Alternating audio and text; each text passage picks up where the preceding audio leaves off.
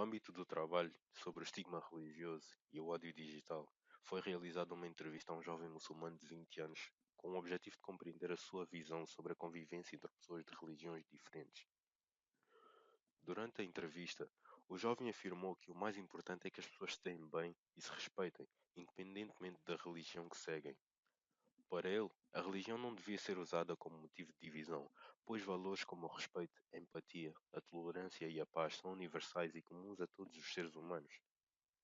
Esta perspectiva ajuda a combater o estigma religioso que muitas vezes é reforçado no meio digital através de discursos de ódio, estereótipos e desinformação.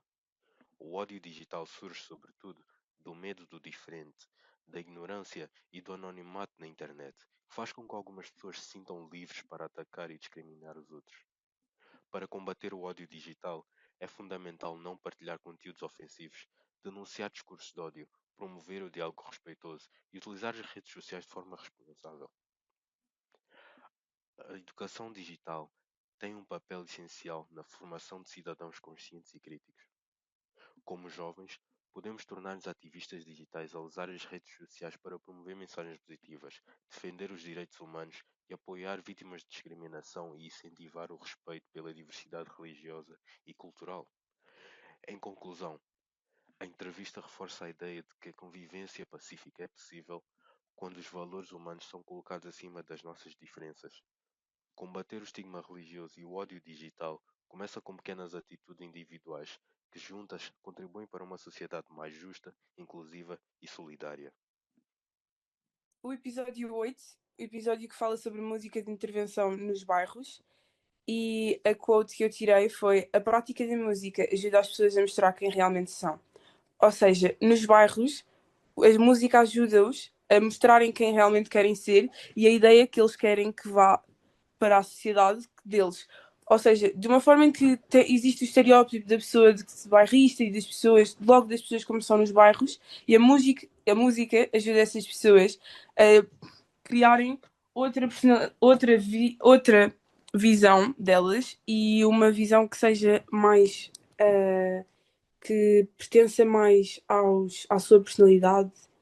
que esteja mais de acordo com o que elas realmente são e não só com o estereótipo a qual elas pertencem. Sim, acho que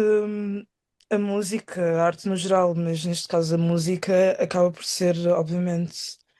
um- uma forma de expressão, o que é sempre muito necessário e que faz muita diferença na vida das pessoas, principalmente com pessoas que não sentem a princípio que as suas vozes ou que as suas que não sentem que as suas vozes, as suas identidades ou que as suas preocupações são uma prioridade para pessoas que não estão no mesmo espaço que elas, e então acaba por ser uma forma de expressão artística, de expressão emocional, talvez se quisermos dizer assim, mas de haver esse espaço de partilha de tudo o que nos vai na cabeça, de certo modo. E acho que também a música, enquanto música de intervenção, tem essa função e esse poder de conseguir ligar diferentes experiências em contextos que também podem ser diferentes, mas que são contextos similares e de aproximar pessoas e experiências e identidades. Sim, eu concordo com o que tu disseste. A música, em geral, acaba por ser uma forma de unir as pessoas e unir pessoas de diferentes backgrounds, de diferentes classes sociais, que tenham tido diferentes experiências. E pode ser também, se calhar, o primeiro contacto de muita gente com efetivamente a realidade e não simplesmente o estereótipo associado a um determinado grupo de pessoas. E então acho que nisso a música e a música de intervenção fazem um papel fantástico. E depois a música também consegue ajudá-los a criarem formas de espalharem a sua raiva, ou seja, não raiva mesmo, raiva, mas em vez de fazerem, por exemplo, ajuda os jovens, tipo, a não irem por maus caminhos, ou seja, a música consegue ajudar-nos a tornar-nos pessoas e consegue ajudar-nos a, tipo, sim, a espalhar a nossa raiva de uma forma em que não seja de, eu vivo num bairro e sou um coito, tipo, não é isto, mas é, eu consigo fazer da minha vida uma coisa melhor por causa da música. Ok, para terminar, irei agora deixar uma pequena citação do anterior episódio que nós passamos. Foi o episódio com a Verónica. E neste episódio nós falámos sobre o estigma e a exclusão da comunidade cigana. E eu decidi que a citação que eu ia trazer para aqui seria esta, que é do o preconceito contra nós é dizer que somos agressivos. Mas no fundo nós acabamos por sofrer por ter medo da agressividade dos preconceituosos. E para terminar, eu quis deixar uma frase um bocado ambígua, mas que também nos faz pensar sobre ciclos de violência e sobre expectativas, termos medo de que o outro nos agrida, mas que nós tenhamos um conforto em agredir o outro por termos medo de que ele nos agrida. E não sei, acho que também foi por essas razões que eu deixei esta frase aqui de fazer um bocado desse questionamento ou um bocado dessa reflexão sobre o que é que o medo pelo o medo do outro ou o medo daquilo do que o outro possa ser justifica em nós de fazermos contra o outro. Eu acho que podíamos pensar também em relação a este episódio, podíamos pensar que ah, muitas vezes pensamos que certas pessoas, por exemplo, da comunidade cigana, não querem trabalhar ou não querem estudar, e muitas vezes devíamos pensar se essas pessoas estivessem numa entrevista de trabalho com pessoas, se calhar, fora da comunidade, se elas teriam as mesmas oportunidades, e seriam dadas as mesmas oportunidades que seria a uma pessoa fora dessa comunidade. Então, até que ponto é que a exclusão não existe pela parte da sociedade também, e não só pela autoexclusão que muitas vezes se fala?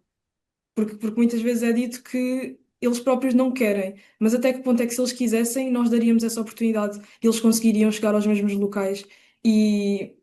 e pronto, eu acho que tem muito a ver com isso também. E não só, mesmo que eles estivessem numa entrevista de trabalho e nem precisavam das outras pessoas trabalharem só por eles serem ciganos, as oportunidades deles conseguirem esse trabalho já seriam muito menores do que as oportunidades da outra pessoa. Então,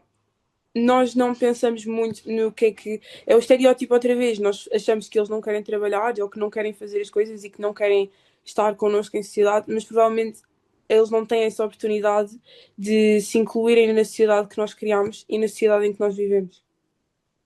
Exatamente, se nós queremos efetivamente que, como muita gente diz, como discurso de ódio, que eles trabalhem e que toda a gente trabalhe e que toda a gente estude, e que toda a gente pague impostos, nós temos efetivamente de criar estratégias de inclusão